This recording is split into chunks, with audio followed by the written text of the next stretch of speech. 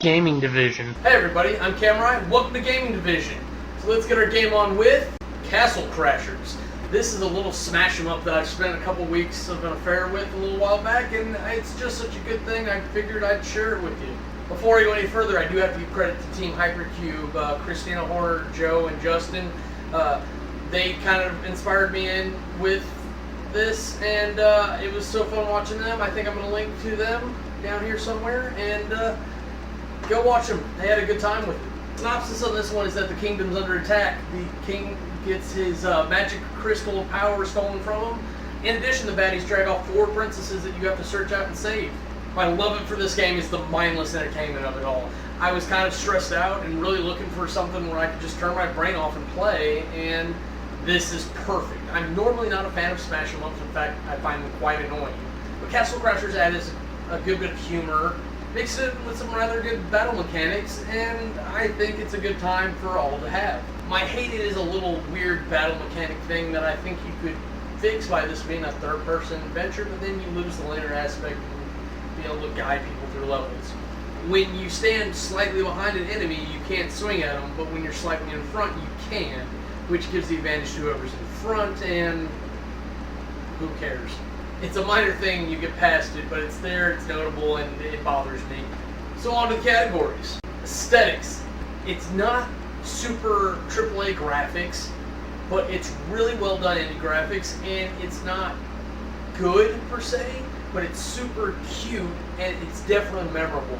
When you see those symbols out there and the little Castle Crasher heads and characters, you remember it's from that game, and you remember the good time you had. Aesthetics gets an 85. The control interface. This is where it gets into some trouble because it's designed for an Xbox controller, and it even has pictures of it in the game, and it's got everything mapped as if it was an Xbox controller.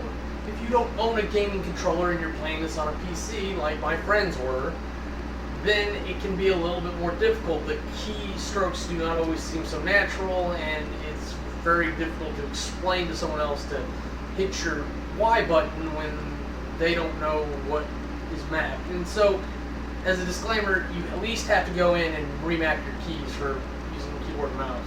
With that said, go get a gaming controller because you should have one anyways. I always prefer Logitech because they make really good ones, and I still want that $25 one I found last time I was out, even though I already have a perfectly good Logitech one. Control interface gets an 85. Environmental controls. I have kind of standard smash 'em up problems with this. The issue I mentioned where you're slightly behind and able to miss is ridiculous to me. The juggling system is ridiculously insane that is even a thing. The magic system is a little bit slower than I want, but you have to have a drawback somewhere. But for the most part, you don't have too many instances where they don't do what you want. There are neat little environmental effects where the water slows you down, geysers shoot up and hurt you if you're in the way, and for the most part it's all good. I just can't forget some of the problems I have. Environmental controls gets an 80. Game mechanics. They actually put in a lot of thought about this, and they even have elementally preferential enemies. With the mass of characters that you have for replay value in this, it's unforgettable to think that, hey, I can still play through this just like it was the first time and still get a reward for it, if you're into that sort of thing. What interests me is the battle mechanic system with the way you level up your characters, and I abused the crap out of defense and then typically going either full melee or full magic, which depending on the character you have can really hurt you in some cases, but it was enough of a challenge for me to get over it just fine. The ridiculousness of it, you can keep replaying until you earn enough experience to max out as much as you want, but oh man, if you're going to spend that much time in it, play another character. I think it came down to a budgetary issue to get the rest of the mechanics really flushed out and creative and not to need 40 characters.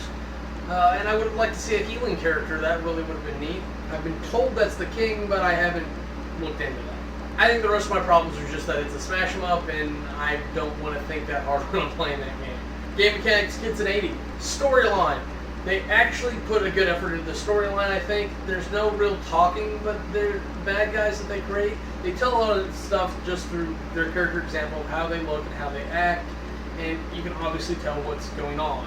I don't like the damsel in distress thing as much these days, but it works for what's happening. I have no idea why the king had 4 princesses. They're obviously not his daughters. But that's the type of humor that's just built into this. As you go through and play, you'll see it here and there, and they really made it a fun story, and they make you feel like a hero when you play through the game. Storyline gets an 80. Now if you total all that up, you get an average of 82. For my rapid review, I would say parents, pay attention to what your kids are doing. But I would say this is a good game for all ages. I played it with a couple kids, and it's fun. I think anyone who plays this game and plays past the first couple levels is going to beat the game and at least play through with another character. And then there's Insanity Mode, which may fix all my mechanical issue problems if I ever get to going back and through it there. I'm really feeling like I don't have time to play as much these days, but this is one I want to get back to eventually. I think that's all I got for you today. I'm Cameron. Have a nice day.